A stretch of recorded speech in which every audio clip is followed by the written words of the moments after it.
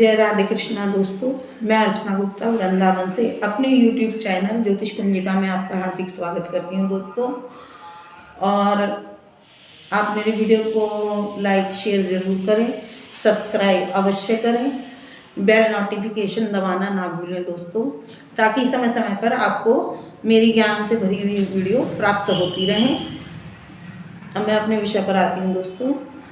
मैंने अपनी पहली वीडियो में तिथि के विषय में ज्ञान दिया था कि तिथियों का हमारे जीवन में क्या महत्व है, किस तरह से महत्व है दोस्तों। तिथि के बारे में मैंने उदाहरण के साथ बताया अपनी पहली वीडियो में। यदि आपने ना समझा हो तो आप मेरी पहली वीडियो को उसमें जाकर देख सकते हैं। अब ये मैंने दूसरा पार्ट बनाया अपना कि तिथियों का हमारे जीवन में किस तरह से महत्व होता है किसी भी कार्य में दोस्तों।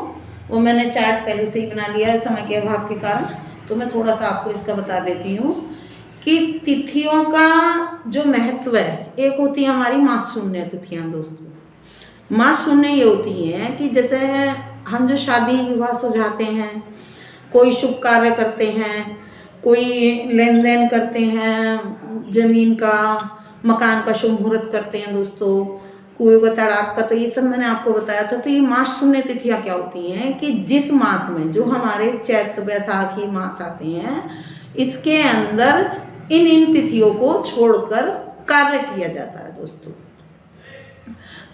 वो मैं आपको बताऊंगी। और एक दूसरी होती है हमारी सिद्ध तिथियाँ दोस्तों। सिद्ध तिथियाँ वो होती हैं जिसमें वार का बड़ा महत्व होता है। हमारे वारों का बहुत महत्व होता है। वार के हिसाब से हम कार्य करते हैं तो उसमें हमारा कार्य सिद्ध होता ही होता है दोस्तों। तो ये चीज़ मैं दिखाना चाह रही थी। चार्ट के माध्यम से आ जाओ, मैं आपको समझाती हूँ।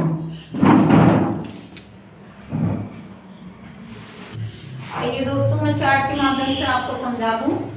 आप ये चार्ट देखिए, मैंने पहले ही उतार के रखा हुआ है। आप इसे क्लिक कर सकते हैं, जूम करके भी देख सकते हैं, ताकि आपके पास ये सेव रहे और समय समय पर ये आपके काम आता रहे कि हमें किस तिथि में काम करना चाहिए, किस मास में क्या काम करना चाहिए, नहीं करना चाहिए दोस्तों। तो सबसे पहले मास शून्य तिथि का अर्थ मैं आपको बताता हूँ। मास शून्य होती है कि हमारे जो ये 12 मास होते हैं दोस्तों, चैत बैसाख जेठ आषाढ़ है ना, सावन, ये सब जो हमारे मास होते हैं, श्रावण का महीना होता है दोस्तों।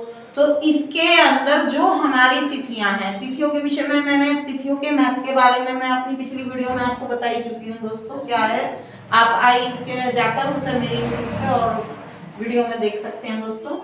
तो उसमें मैंने आपको बताया था। तो चैत मास है, चैत मास में दोनों पक्षों की अष्टमी और नौमी तिथि जो होती है दोस्तों, उसमें कार्य करना वर्जित है। कोई भी शुभ कार्य करना, कोई भी हम गृह आरंभ कर रहे हैं या खरीद रहे हैं मकान, कोई हम बड़ी फैक्ट्री चला रहे हैं, उसका कोई मुहूर्त निकाल रहे हैं, तो दोस्तों ये सब चैत में यदि हम करते हैं तो ये तिथि हम छोड़कर चलते हैं। क्या छोड़कर चलते हैं? कृष्ण पक्ष और शुक्ल पक्ष की अष्टमी तिथि और नौमी तिथि दोस्तों।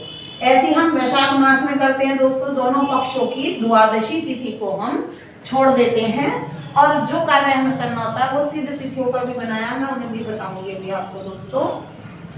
तो इसी प्रकार से हमारी ज्येष्ठ कृष्ण पक्ष की चतुर्दशी और शुक्ल पक्ष की त्रयोदशी तिथि ये हमें छोड़नी होती हैं। जब हमारा आषाढ़ मास होता है तो कृष्ण पक्ष की षष्ठी और शुक्ल पक्ष की सप्तमी तिथि को हम छोड़ देते हैं दोस्तों। श्रावण मास में हम दोनों पक्षों की द्वितीय और तृतीय तिथि को छोड़ देते हैं दोस्तों। भादो मास में हम दोनों पक्षों की प्रतिपदा और द्वितीया। प्रतिपदा में समझा दूं दोस्तों, बहुत से मेरे भाई बहनों को पता नहीं होगा कि प्रतिपदा क्या होता है दोस्तों। प्रतिपदा होता है दोस्तों, ये मैंने इसमें यहाँ मार्क भी लगा रखा है। प्रतिपदा होता है माघ से जो अगला दिन होता है वो प्रतिपदा कहलाती है।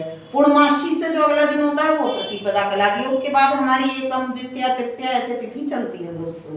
तो ये ध्यान रखें, प्रतिपदा यानी कि भादों की प्रतिपदा मावस से अगला दिन और पूर्णमासी से अगला दिन, उसमें भी कार्य करना वर्जित होता है दोस्तों। अश्विनी मास में दोनों पक्षों की दसवीं और एकादशी, कार्तिक में कृष्ण पक्ष की पंचमी, शुक्ल पक्ष की चतुर्दशी तिथि, माघ मास में माघ शीर्ष में दोनों पक्षों की सप्तमी और अष्टमी तिथि दोस्तों।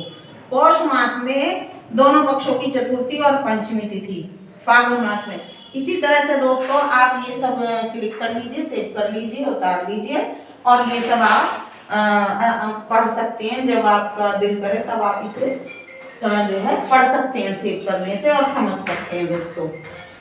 ठीक है दोस्तों, अब आपने इसे क्लिक तो कर ही लिया होगा। मैं आपको सिद्ध तिथियों पर ले चलती हूँ दोस्तों। ये मैंने यहाँ पे सिद्ध तिथियों का चार्ट बनाया है दोस्तों। सिद्ध तिथियों में हमारा वार बहुत महत्व रखता है दोस्तों। क्यों रखता है कि जिस वार के दिन हम यदि इन तिथियों में काम करें, मैंने आपको तिथियों का पहले भी समझाया था।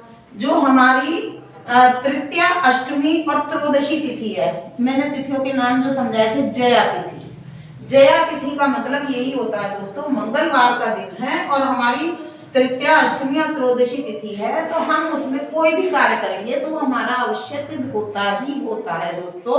उसमें सिर्फ हम ये योग देख देते हैं, जो हमारे नक्षत्रों के योग बनते हैं वो भी प्लस कर लेते हैं। यानी कि हम जितना मीठा सा मीठा मिला सकते हैं, प्लस में प्लस करते हैं। इसमें हमारी बहुत सारी चीजें होती हैं दोस्तों, लेकिन संभवतः हम इन दोनों चीजों को महत्व देते हैं।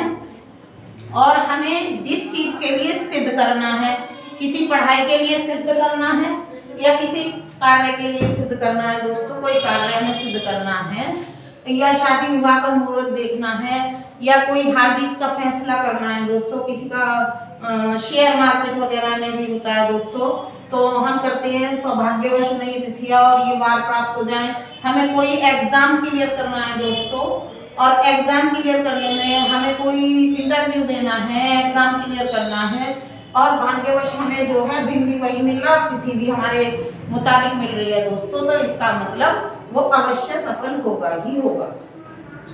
और आप मेरी पहली वीडियो में जाकर चार्ट तिथियों का देख सकते हैं, जो मैंने तिथियों के नाम दिए हैं, नंदा तिथि, जया तिथि, पूर्णा तिथि, रिक्ता तिथि, तो ये सब मैंने बताए हैं उसमें दोस्तों। तो उसमें देख सकते हैं ये सब वही तिथियां हैं जिसमें हमारी कार्य सिद्धि है, और ये सब हमारी माँ शून्य तिथियां हैं जिसमें हमें कार्य करना वर्जित होता है, जिसमें हमारा कोई कार्य सफल नहीं होता है दोस्तों।